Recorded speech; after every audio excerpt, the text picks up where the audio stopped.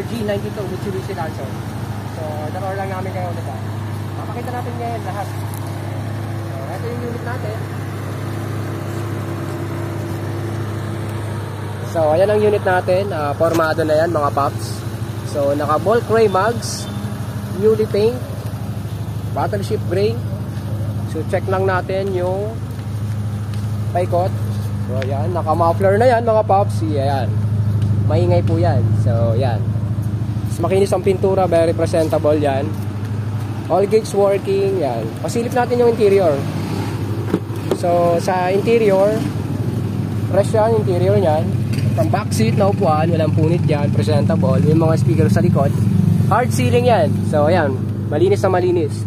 Tapos meron siyang mga underglow. Yan. So, ayan, pakita natin ang loob. So, buksan natin tong kabila. So, from siding, fresh na fresh yan. All seat is very presentable.